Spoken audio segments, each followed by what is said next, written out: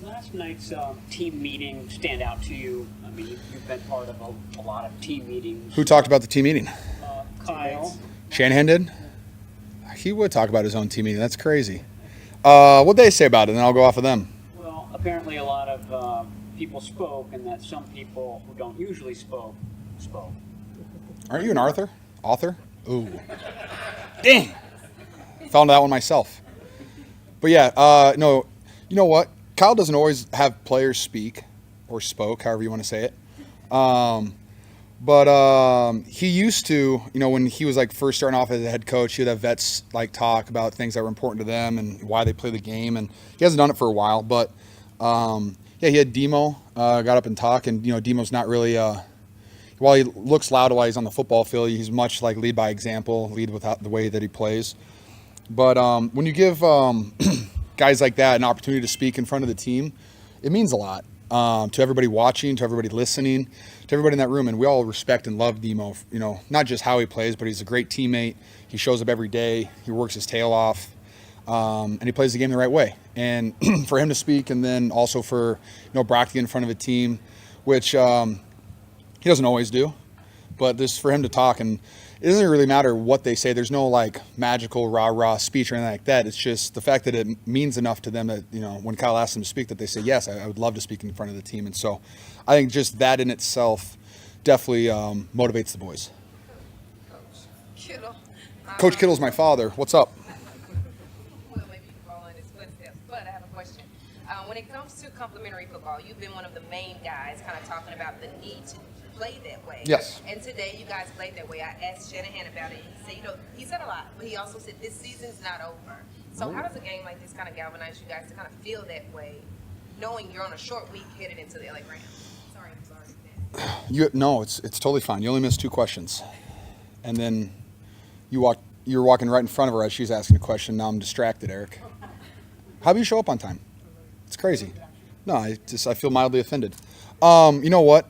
I would say the last couple of weeks, it just hasn't felt like we've been playing Niner football, whether that's flying to the football, the turnovers, converted on 3rd down, the energy. Like, we just kind of not felt like ourselves, and really just wanted to play off of each other. Like, hey, offense, you take care of what you have to take care of every drive, try to score, don't turn the ball over, and defense will feed off of us, and then vice versa. And you kind of felt that, we go out, I think, did we score on our first drive? All right, we score on our first drive, defense comes out, crushes them. We go down, I think we punted the next one, but we just started really starting to roll right there. And, I was pumped. I thought Coach Shanahan called a hell of a game, but then at the end of the day, I think we executed a hell of a game too on offense. And when you just put those things together and our defense gets, 6 sacks, that's pretty awesome. Love that for the boys. But we're finally playing team football, and I thought our special teams played really well. And just when you're playing the team football, that's the Niners football that we want to put on tape. And I thought the guys really responded well. I was really pumped too. Sad for Ben Barch. I don't know what his injury was, but I thought he played really well last week against Buffalo. But I thought Spencer Burford came in and played really well too. So the offensive line was playing well. And how about Juwan looking great out there? Your first catch was a 33-yard screen. It was. You guys run that play In the last 5 years, twice. At the most, yeah. Probably 2021. No. How did that show how you were going to exploit the Bears defense?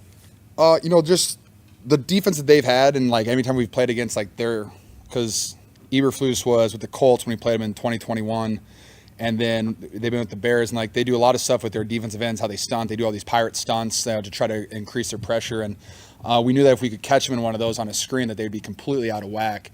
And I don't know if we caught them on the first one.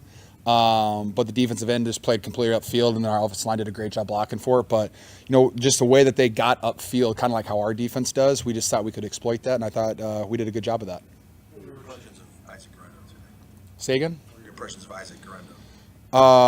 What my first question was when he was when he was going to start, I was like, how well can he catch? Because that's a big thing in our offense, and I think he proved that today, that he can catch that one down in the sun. You could not see anything in that corner. And he caught that, which was awesome. I'm pumped that Brock gave him an opportunity on that. And then he ran his tail off. So all I've been preaching to Isaac is, hey, man, just run really, really fast and hold on to the football, and you're going to get a lot of yards. And I thought he did a really good job of that today. It's really simplistic to say, when it's a tough season, the way the team plays at the end is a sign of whether it believes in what's going on. But today, was that a little bit of sign that everybody in the locker room still believes in what's going on? I mean, we still have everything in front of us to play for. I know, like, certain things might need to happen, but if we win every single game, I think we put ourselves in a very good position to either win the division or somehow sneak our way into a playoff contention. And I thought, everyone just focus on this 1 week. Hey, everybody lock in. Forget the whole season. Like, whether you've played like crap the entire season, whether you've had missed opportunities, whether you have a bunch of touchdowns, whatever it is, flush all that and just focus on this one game. Put all your time and effort and energy into this one game, and then we'll live with those results. And I think the whole team did that the entire week. I thought we had a great week of practice. Everyone was dialed in, and then we went right into this game and, ran the heck out of the ball. Brock found a rhythm. Our defense was on fire. So just like playing team football.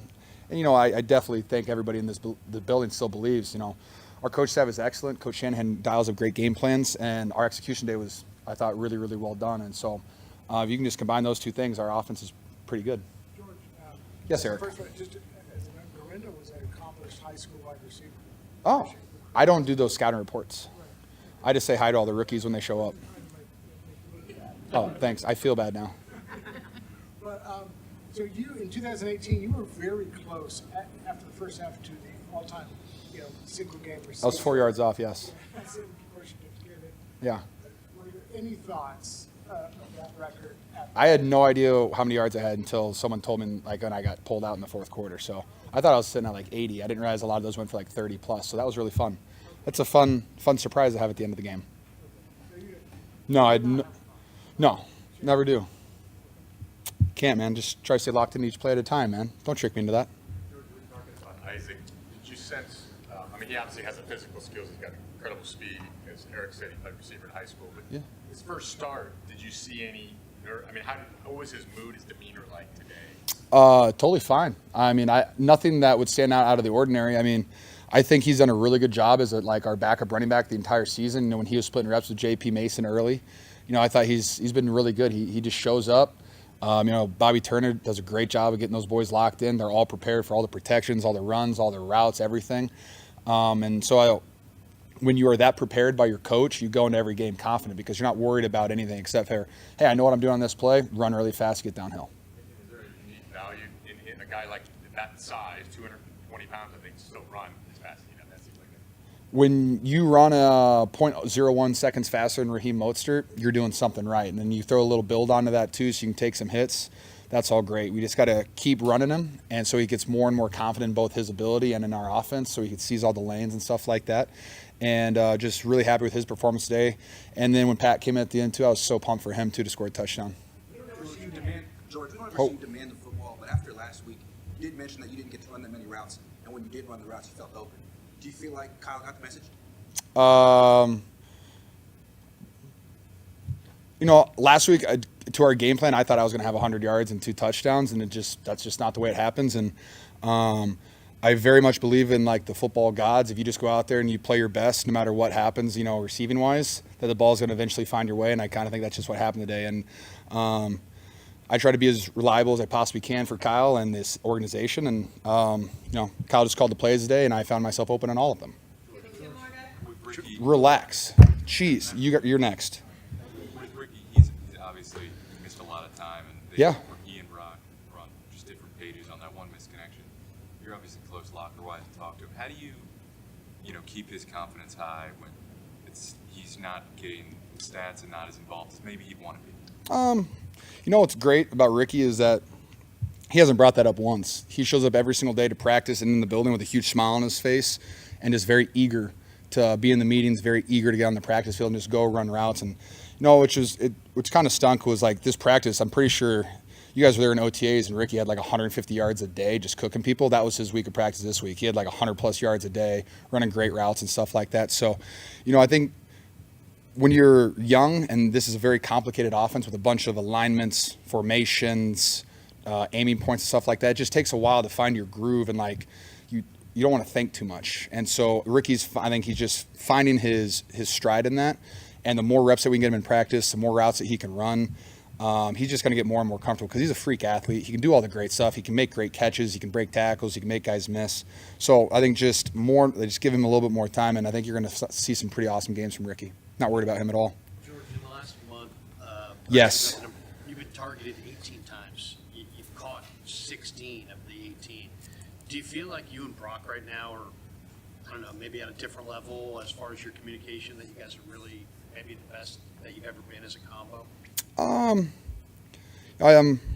Yes and no. I think Coach Shanahan he's calling plays, and when you call plays and you guess right against certain defenses, that's how you just end up wide open sometimes. But I think Brock does a really good job about, hey, I'm going to throw you the ball whether you're open or not.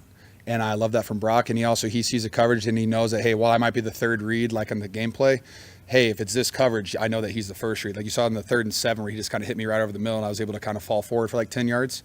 Like that play, he's supposed to go like 1 to 2 to 3 and he went just 1 right to me. And so I think he's just very comfortable in this offense now.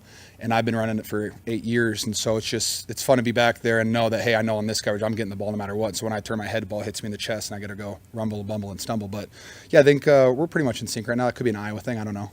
George, when you said, Is this 3 questions? Holy cow. $20 a question. statement about Galindo, fact, and then question. Remember I charged you $40 to tell me facts the other day? Or is that you, Cam? You owe me 40. You said you expected 100 yards and 80 touchdowns last week. Well, I expect that every week, but last week specifically, yes, I did. Were you expecting that? Were you factoring in a blizzard? Like, did you expect to have? I was waiting to have the best backyard game of my life last week. I couldn't wait. Just doesn't happen sometimes. It is what it is. Okay. 4 questions? Well, a fourth question. Oh, a 4th question. Only if you say please. So, please. Yes, ma'am. When it comes to this team, obviously you guys have always talked about playing for each other. Yep. But you guys have experienced tragedy Yeah. this season. And then to also see Christian McCaffrey post on social media and say, this is just not my year, knowing how hard he's taking that because of how much he loves football. In that conversation where the leader spoke, was that part of the conversation and wanting to play harder for each other than you guys have earlier this season? I think the message was we need to play with more of a sense of urgency and play desperate because you just haven't really sensed that. And I've been on teams where it felt like, was it 2 years ago we went on whatever, like 8-9 game win streak, whatever that was. And it literally felt like every play people were just scratching, clawing, and fighting for everything. And I'm not going to call anybody out. Like we've all like not taking a play off, but just not fought our hardest on every given play. And that was kind of the message, like, guys, just put it all out there. Because we have the players, we have the playmakers, we have the play call, and we have everything to win games. But, we have to do it out of desperation. And when you're playing desperate and you're playing like, hey, if we don't win this game, our season potentially is over, that desperation fuels guys in different ways. And it's just how you take that and how you channel that energy. And I thought our guys did a great job of that today. Thanks, George. Thank you, guys.